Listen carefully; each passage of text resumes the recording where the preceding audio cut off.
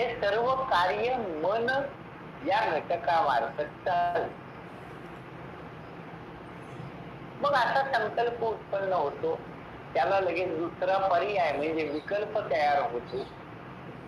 पहिला संकल्प लय पावतो, जो विकल्प झाला त्याला आता संकल्प म्हणावं लागतं. मग संकल्पना पुन्हा विकल्प तयार होतो, मूळ संकल्प लोप पावतो आणि संकल्प आणि विकल्प, विकल्प आणि संकल्प असं सतत अंतःकरणामध्ये आपल्या विचार चालू असतो. आणि असं करता करता एकदा काहीतरी नक्की हे करायचं, एकदा ठरतं, असा जो निश्चय करून प्रत्यक्ष त्या कामाला आरंभ केला जातो, ती जी अंतःकरण वृत्ती आहे, त्या अंतःकरण वृत्तीला, त्या घटकाला बुद्धी असं म्हणतात. आता तिथं संकल्प विकल्प करणं थांबलं, निश्चितपणाने काय करायचं हे ठरलं आणि त्याप्रमाणे प्रत्यक्ष कार्याला सुरुवात झाली. हा निश्चय करणारी अंतःकरण वृत्ती जी आहे, तो खरं म्हणजे विवेक आहे. बुद्धी म्हणजे विवेक आहे. उपनिषदाने जे रूपक केलेलं आहे, आत्मानम रथिनम विद्धि शरीरम रथमेव तु बुद्धिंतु सारथीम विद्धि. शरीराला रथ असं एक कल्पना केली, रूपक केलं. या शरीरामध्ये असणारा म्हणजे रथामध्ये असणारा जो रथी आहे, तो जीव आहे आणि या रथाचं वहन करणारा, त्याच्या हातामध्ये त्या रथाच्या घोड्याचे लगाम आहेत, तो सारथी. तो बुद्धींतु सारथी विद्धि. तो सारथी म्हणजे बुद्धी आहे. हा रथ कोणत्या मार्गाने कसा न्यायचा याचा निर्णय, याचा निश्चय करून त्याप्रमाणे या रथाचा मार्ग पुढे चालवण्याचं काम जो सारथी करतो, ती बुद्धी आहे. हा सारथी योग्य पद्धतीनं निवड करणारा असेल तर तो विवेकी आहे असं म्हणता येतं. आणि त्यानं चुकीचा मार्ग जर निवडला तर तो अविवेकी आहे असं म्हणता येईल. विवेक आणि अविवेक यातला आपल्याला विवेकच फक्त ग्राह्य आहे. सार विचार ज्याला म्हणतात, त्यात सार काय तर आपण विवेकच धारण करायचं. मग हा विवेक धारण करण्यासाठीचा मार्ग समर्थांनी कोणता निवडला? आपल्याला लाथोदाच्या दृष्टीनं तो विचार करायचा. तर समर्थांनी त्यांच्या पुढं आदर्श म्हणून ठेवलेला जो दास आहे, तो मारुती आहे. मग हे मारुती राय कसे आहेत? मारुती रायांची दोन रूप समर्थांनी वेगवेगळ्या प्रसंगी आपल्या पुढे उभी केलेली. त्यांचे जे प्रसिद्ध 11 मारुती आहेत, त्यातही आपण पहा किंवा अन्यत्रही त्यांचे एकूण 1100च्या पुढं मारुती मंदिरं समर्थांनी त्यांच्या हयातीत भारतभर स्थापन केलेली आहे. एक कर्म प्रवृत्त असणारा, म्हणजे ज्याच्या हातामध्ये गदा आहे, उगारलेली गदा आहे, खांद्यावर घेतलेली गदा आहे आणि एका हातामध्ये द्रोणागिरी पर्वत आहे, असं एक मारुती रायांचं चित्र. सत्राणे उड्डाणे हुंकार वदनी करी जळमळ भूमंडळ सिंधू जळ गगन. मारुती रायांची जी आरती प्रसिद्ध समर्थांची आहे, त्यात ते वर्णन केलंय. तो कर्म प्रवृत्त असतात, पण ते कर्म करण्यापूर्वी जो दुसरं मारुती रायांचं रूप समर्थांनी आपल्या पुढे ठेवलेला आहे, तो प्रभू रामचंद्रांच्या पुढे हात जोडून उभे असलेले मारुती राय. आणि ते मारुती राय हे आत्मसन्मुख असणाऱ्या बुद्धीचं रूप होतं. विवेक बुद्धी त्याच बुद्धीला म्हणता येतं जी आत्मसन्मुख आहे. आत्मा हेच जिचं दैवत आहे, अशी बुद्धी या रथाला योग्य मार्गावरून घेऊन जाऊ शकते. पण जी बुद्धी बहिर्मुख आहे, विषयांकडेच ज्या बुद्धीचं लक्ष आहे किंवा त्या विषयांची प्राप्ती व्हावी असा निश्चय ज्या बुद्धीने केलेला आहे, ती बुद्धी या रथाला अविवेकाच्या योगाने चुकीच्या मार्गावरून घेऊन जाईल आणि त्यामुळे केवळ दुःखाची निर्मिती होईल. सुखाचा लवलेशही आपल्या वाट्याला येणार नाही. यासाठी आत्मसन्मुख असणारी बुद्धी आणि त्या आत्म्याच्या प्रेरणे, आत्म्याचं अधिष्ठान लक्षात घेऊन जे कार्य करायचं आहे ते कार्य करणारी किंवा कार्याला प्रवृत्त करणारी बुद्धी हे मारुती रायांचं दुसरं रूप आहे, द्रोणागिरी धारण केलेलं आहे. अत्यंत अवघडात अवघड असणार काम करण्याची शक्ती सुद्धा या बुद्धीतूनच प्राप्त होते. या बुद्धीकडे सामर्थ्य आहे आणि अशी सामर्थ्य संपन्न असणारी बुद्धी शारीरिक बल जरी कमी असेल प्रसंगी, तरी त्यातूनच योग्य मार्ग कसा काढावा हे या बुद्धीला कळतं. आणि योग्य काय ते आत्मसन्मुखतेनेच कळतं. विषयांकडे बहिर्मुख असणारी बुद्धिवृत्ती आपल्याला योग्य मार्ग दाखवू शकत नाही. म्हणून त्या विषयांचा सर्वथैव त्याग करावा. त्यासाठी अंगी कडकडीत वैराग्य असावं. आम्हाला अडचण ही येते, आमचा अधिकार जिथं हळूहळू लुळा पांगळा होतो, तो या मुद्द्यावरती तो दळमळीत होतो. अधिकार, जो अधिकार या चतुष्टयामध्ये अनुबंध चतुष्टयाच्या दृष्टीनं अधिकारी कोण या संदर्भाचा जो विचार करावा लागतो तो या दृष्टीनं करावा लागतो की आम्ही कुठं कमी पडतो. तर वैराग्य असा शब्द आला की आम्ही एकदम हतबल झाल्यासारखे गलित गात्र होऊन जातो. या वैराग्यासाठी फार मोठ्या सामर्थ्याची आवश्यकता आहे आणि ते काम बुद्धीच आहे. ते सामर्थ्य बुद्धीकडे आहे. शारीरिक बलाबल त्यासाठी विचारात घेतलं जात नाही. त्याचं कारण त्या कठोपनिषदाच्या रूपकातच आहे. इंद्रियाने हयानाहुर विषयास्तेषु गोचरान् आत्मेंद्रिय मनोयुक्त मुक्तीत त्याहुर मुनीषिणा.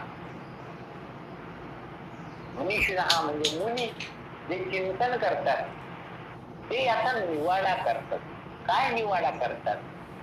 या रथाचे घोडे ही इंद्रिय आहे. 5 ज्ञानेंद्रिय, 5 कर्मेंद्रिय. त्यातली मुख्य ज्ञानेंद्रिय कर्मेंद्रियांच्याकडून कार्य करून घेणारी ज्ञानेंद्रियच आहे. आणि त्यातही इंद्रियांना मनश्चात्य 6वं इंद्रिय ज्याला अंतःकरण मन म्हणतं, हे मन मुख्य आहे.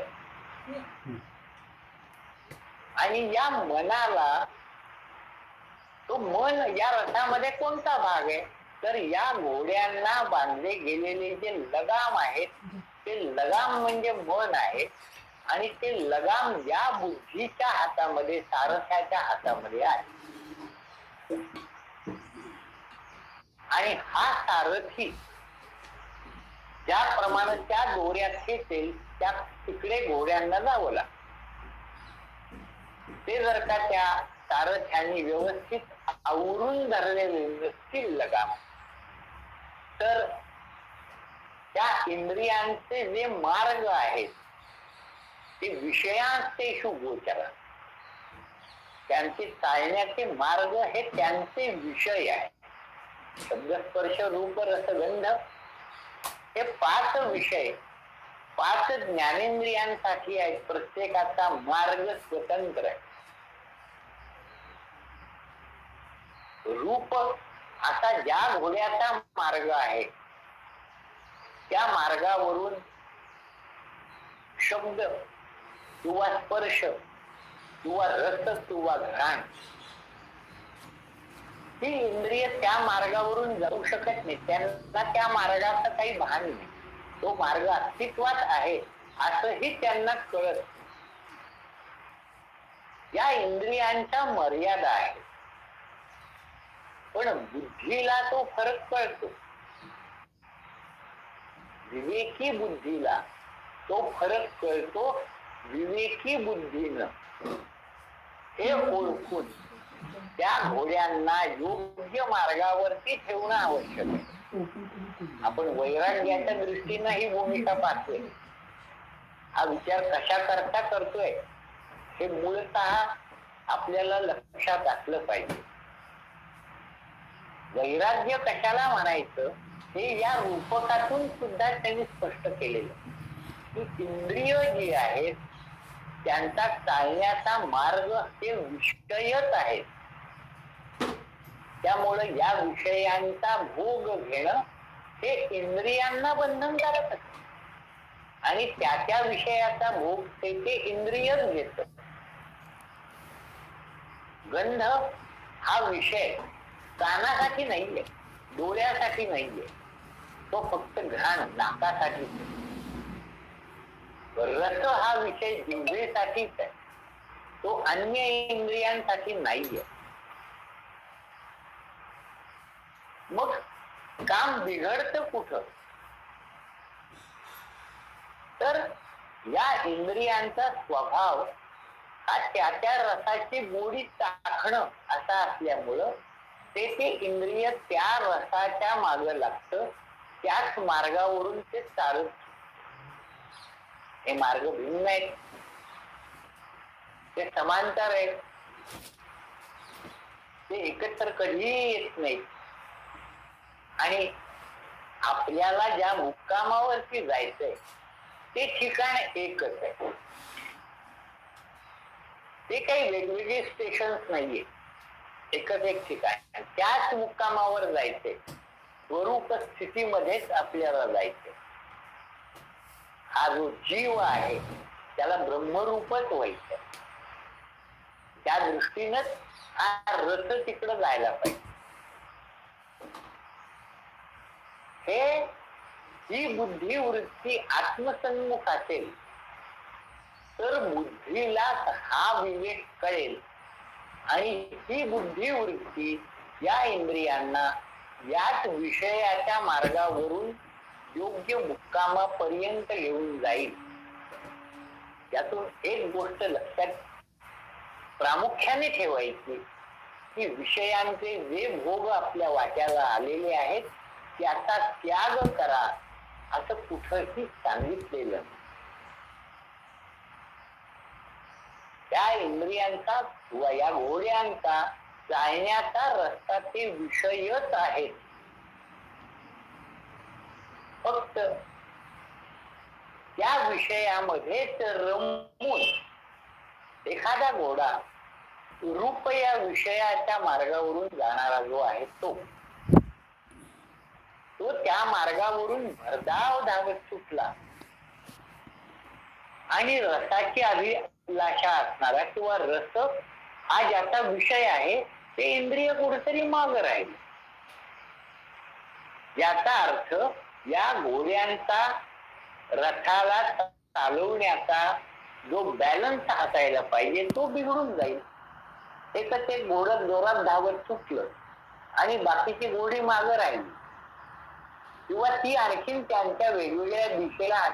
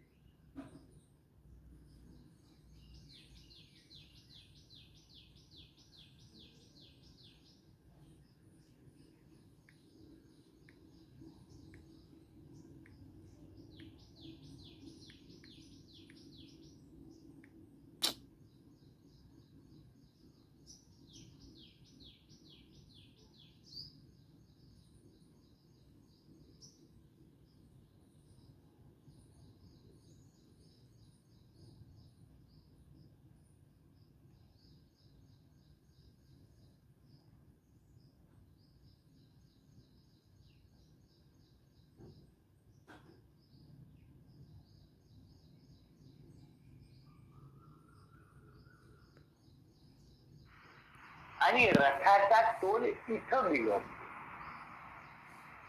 शास्त्र असं सांगतं की भोग प्रारब्धानी वाट्याला येतात. आपला प्रपंच आपल्या वाट्याला आलेला आहे, तो प्रारब्धानी वाट्याला आलेला आहे. त्यामुळे तो जसा प्रारब्धानी आपल्या वाट्याला आलेला आहे तो तसा भोगावा. त्या भोगाकडे आपलं लक्ष असू नये, आपलं लक्ष उद्दिष्टाकडे असावं.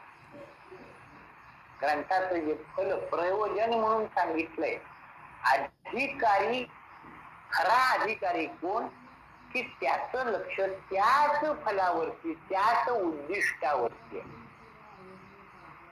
आत्मस्वरूपाच्या ठिकाणी आपल्याला जाऊन मिळायचं आहे, हे आपलं उद्दिष्ट आहे. ते या ग्रंथाचं फल आहे.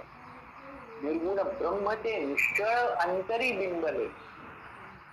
ते निश्चळपणाने आपल्या अंतःकरणामध्ये जर का दृढ व्हावं, बिंबावं, याचा अर्थ ते तिथं रुजावं, तिथं विस्तारावं आणि त्यानेच आपलं अंतःकरण भरून जावं, असा निश्चय करून बुद्धीनं विषयांच्या भोगामध्ये रमणाऱ्या इंद्रियांना त्या भोगापासून आवरून धरायचे. भोग त्यांचे काढून टाकायचे नाहीये, ते प्रारब्धानी वाट्याला येतील, ते फक्त आनंदाने स्वीकारायचे. आणि इतकं करणं हे बुद्धीचं सामर्थ्य आहे. व्यवहारामध्ये आता हे सगळं तत्वज्ञानाच्या भाषेत बोलून झालं. व्यवहारामध्ये आपल्याला अनेक वेळेला प्रतिकूल घटना घडतात.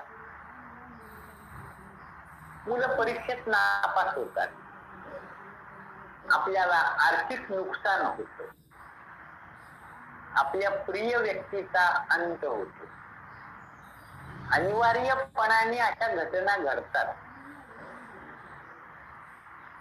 या घटना आपण घडवत नाही, या प्रारब्धाने घडत असतात. तिथं थोडा कर्माचाही विचार येतो की अभ्यास न करता परीक्षेमध्ये नापास झाला की कर्माला बोल लावायचा, प्रारब्धाला बोल लावायचा. पण आपलं कर्म चुकलंय इकडं लक्ष द्यायचं नाही. तिथं विवेक चुकतो. पहिला विवेक जो बिघडला तो या ठिकाणी बिघडला, अविवेक तयार. म्हणून जे कर्म प्रारब्धानी माझ्या वाट्याला आलेलं आहे, विद्यार्थी व्यक्तीमध्ये अभ्यास करणं, शारीरिक बल संपत्ती धारण करणं, ती प्राप्त करून घेणं. हे ब्रह्मचारी त्यासाठी 4 आश्रमांची व्यवस्था शास्त्रकारांनी करून दिलेली आहे. त्या आश्रमामध्ये ते कर्म करावं. ते भगवत इच्छेने प्रारब्धाने प्राप्त झालेलं आहे. या भावनेने ते ज्या अर्थी प्राप्त झालंय त्या अर्थी ते करण्याची आणि भोगण्याची दोन्हीचीही क्षमता प्रारब्धाने अर्थात भगवंताच्या इच्छेनेच प्राप्त झालेली आहे. यात आपलं कर्तृत्व नाही, हे नीट लक्षात घ्यावं लागतं. आणि असं एकदा नीट लक्षात घेतलं तर मग सुखदुःखात्मक घटनांमध्ये सुखाच्या मागं कुरळून धावत सुटणं आणि दुःखाच्या वेळेला हतबल होऊन रडत बसणं असे अनवस्था प्रसंग आयुष्यात आपल्याला आवडता येतात. न प्रविशेत प्रियम प्राप्य नो नियेत प्राप्यच्या प्रियम स्थिरबुद्धिर सम्मूढो ब्रह्मविद ब्रह्मणी स्थिता. ब्रह्मस्वरूपाच्या ठिकाणी तोच स्थिर होतो. कोण स्थिर होतो? न प्रविशेत प्रियम, प्रिय अनुकूल असणार प्राप्त झाला असताना जो उचंबळून येत नाही अवास्तवपणाने. वृत्तीमध्ये आनंद प्रगट होईल, चुकीचं नाहीये.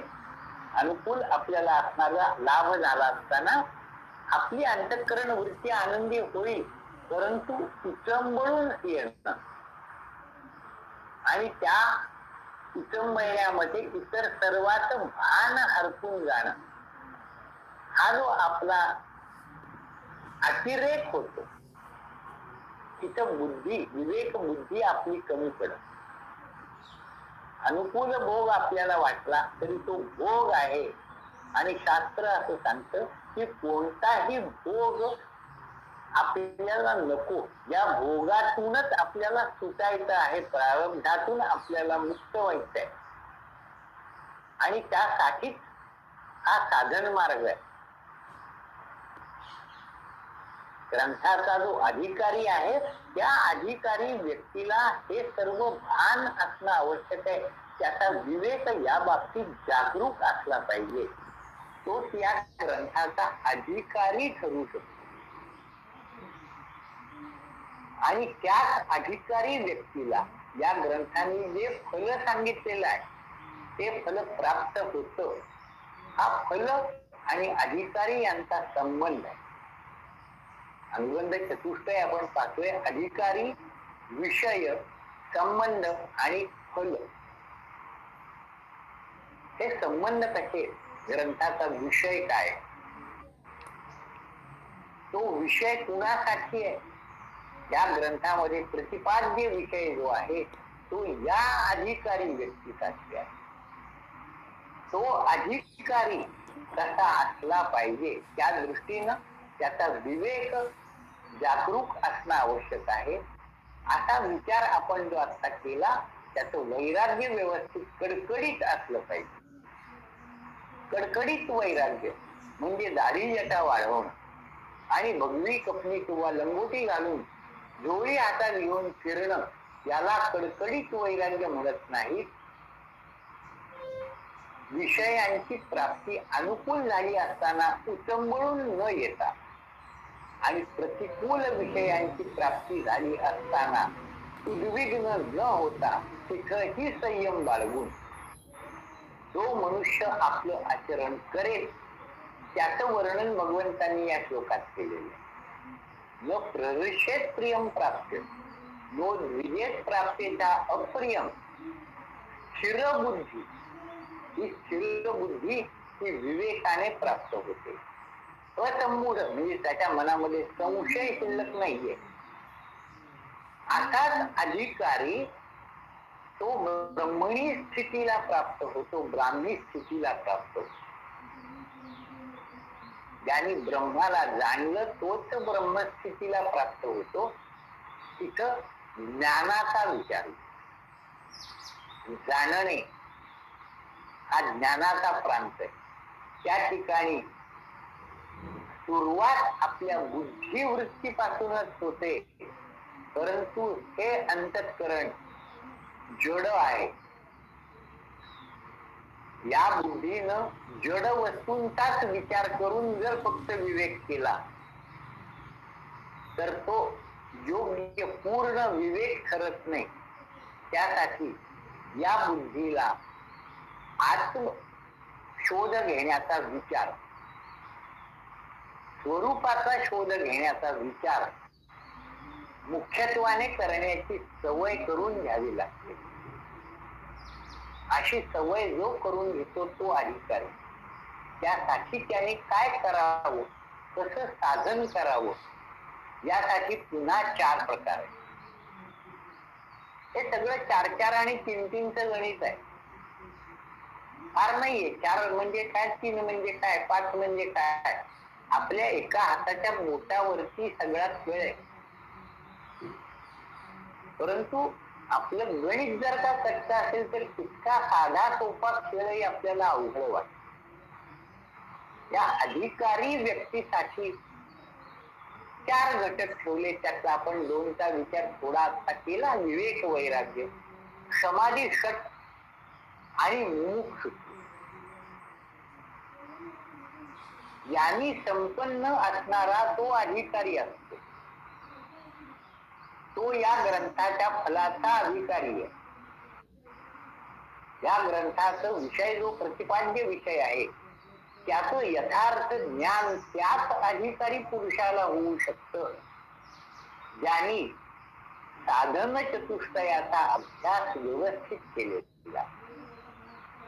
विवेक, वैराग्य, समाधी, षट 6 गोष्टी आहेत. 4 म्हटले पण त्या 4 मध्ये पुन्हा 6 घातल्या. शम, दम, उपरम, तितिक्षा, श्रद्धा आणि समाधान असे 4 घटक या समाधी षट यामध्ये येतात. या समाधी षट मधले 6ही घटक याची परिपूर्तता या अधिकारी साधकाने करावी लागते. त्याच्या ठिकाणी ते पूर्णपणाने बांधले जावे लागते. शम, दम, उपरम, तितिक्षा, श्रद्धा आणि समाधान. शम म्हणजे काय, दम म्हणजे काय, उपरम म्हणजे काय, तितिक्षा. आरंभीचे हे 4 शब्द आपल्याला ऐकून माहिती असतात की मनाला शांत करणे म्हणजे शम, इंद्रिय दमन करणे म्हणजे दम. विषयांच्या माग विषयांची गोडी उत्पन्न झाल्यामुळे विषयांच्या माग धावणाऱ्या मनाला त्याहून गोड असणारा विषय दाखवणे आणि मनाला तिकडे नेणे याला उपरम म्हणतात. मन रमते, रमवणे. आपल्याला धातू शब्द त्याचा अर्थ लक्षात येतो. रमणे म्हणजे मनाला रमवायचं. कुठे रमवायचं तर आपल्या जवळ जे आहे, उप म्हणजे जवळ, आपल्या जवळ जे आहे त्या ठिकाणी त्याला रमवायचं. तो बाहेरच्या विषयांकडे जे धावतोय ना ते मन, हे लांब आहेत विषय आपल्यापासून. ते उप म्हणजे आपल्या जवळ नाहीये. आणि आपल्या जे जवळ आहे हात सोडायचं आणि पळत्याच्या मागे लागायचं असं जी मराठीमध्ये म्हण आहे ना, ती या अर्थाने ते आपल्या जवळ असून तिकडं पाहायचं नाही आणि गावभर नको तिकडं फिरत राहायचं. हा मनाचा स्वभाव आहे. त्या मनाला आपल्या जवळच रमण्याची जी क्षमता आहे ती दाखवून द्यायची आणि त्या रमण्याच्या पुढं त्या विषयांचं काही एक विषय पदार्थ त्यामध्ये काहीच नाहीये, आभासात्मक आहे, त्यातून खऱ्या सुखाची प्राप्ती होत नाही हे मनाला वारंवार शिकवायचं. असं शिकवून मनाला शांत कर. क्रमाने जरी शमधम आणि मग सुपरम असला तरी ते एकात एकच गुंतलेले आहेत सगळे. मन शांत कधी होईल त्याला या पद्धतीनं शांत केला. मनाचा स्वभाव आहे, ज्ञानेश्वर महाराज ज्ञानेश्वरीत वर्णन करतात की त्याचा निवडी चाकणं हाच स्वभाव आहे. मग त्याला खऱ्या सुखाची गोडी दाखवा. ते खरं सुख कुठं आहे? ते सुख राघवाच्या पायी आहे. मग तो राघव कुठं आहे ते मनाला दाखवा. ती गोडी एकदा त्याला लागली तर मग या विषयांच्याकडे तो धावणार नाही.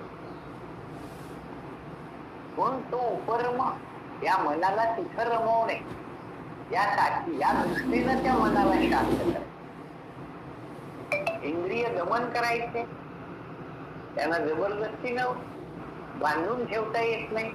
त्यांना पण योग्य प्रकारचा विषय कसा आहे तो योग्य प्रमाणातच कसा भोगावा, अतिरेकीपणाने तो होऊ नये हे शिकवावं. हे काम आपणच आहे. त्याला पर्याय द्यावा. उपरम त्याला पर्याय देणे, त्याला पर्याय द्यायचा. आणि तो पर्याय चांगला कसा आहे हा विवेक. सगळ्या साधनामध्ये विवेक सर्वश्रेष्ठ आणि विवेकाच्या जोडीनं वैराग्य. विवेक बुद्धी म्हणजे ज्ञान आहे. जे आत्मस्वरूपाला ओळखतं त्याला ज्ञान म्हणतात. पाहावे आपणाशी आपण